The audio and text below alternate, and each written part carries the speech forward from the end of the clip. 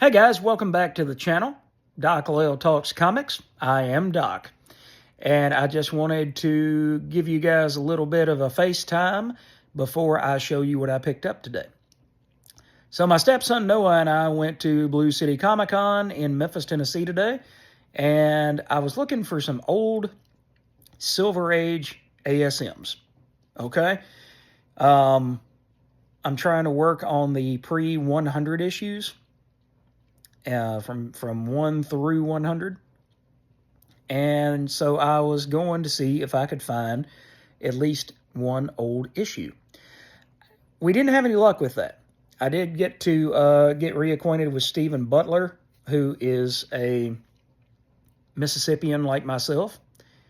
And so got to talk to him and his daughter Lily, and got to introduce them again to my stepson Noah. And just, talk shop, talk comics, talk Mississippi life, that sort of thing. So, anyway, couldn't find but 2 vendors in the whole thing that were selling old books, and nothing really piqued my interest. So, Noah and I decided that we were going to go to a couple of different comic shops in Memphis. And at the first shop, we didn't find anything. He found something. And then I did actually find something. It wasn't the book that I was looking for. Let's see if I can manage to pull this off without making a mess. It was a facsimile edition, Silver Surfer, issue number 1 by Stan Lee and John Buscema. So I'll talk about that in a upcoming video as one of the greatest hits. But for right now, what I've got for you is a classic issue of ASM that I picked up. We've already had this discussion that I don't really care for slabs, and I've honestly thought about cracking it, but I think I'm just going to leave it be, at least for right now.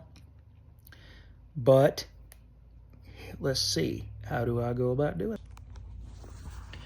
Dun dun dun. See if there we go. You get to see a little bit of me, but not as much. So, ASM issue number 40, and this is a 4.0 out of a 10 CGC graded book.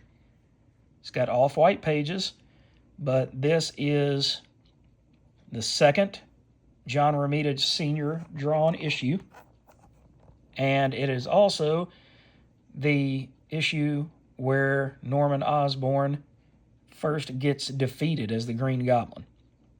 And he forgets who he is, or forgets about the Goblin persona for quite some time. I think maybe about 4 years. And then he comes back right around almost issue 100. But it was a really awesome looking book. It's a little bit foxy as far as that goes, but overall it does present on the cover, the front cover, very well. I think the colors look really great on this book, and it's one that I've never had before. I've had issue 39, and I've had issue 42. Never had issue 41 with the Rhino. Never had, a lot of these books. Never had the first of the Shocker in 46. But anyway, this one is a really, really great copy of a really cool book to have. And I'm very proud to add it to my collection. Like I said, even though I was looking more for issues like issue 20, maybe issue 13, and I'm not looking for them in great shape, but issue 20 is actually the first Silver Age book that I ever owned in my original collection. And unfortunately, I had to sell it back in 2013 for bills. But that was one of the original Silver Age books that I ever bought. And I would love to have another copy of it one day. And issue 13, I bought that way back in 1998 when I was a movie star for about 3 minutes of my life. I had a small role in a movie filmed here in Mississippi, And when I got paid my first royalty check, I went out and picked up a copy of Amazing Spider-Man number 13, which at that point, if I remember right, I think I might have paid $150, maybe $175, which was at that time the most I had ever spent on a comic book. It was raw.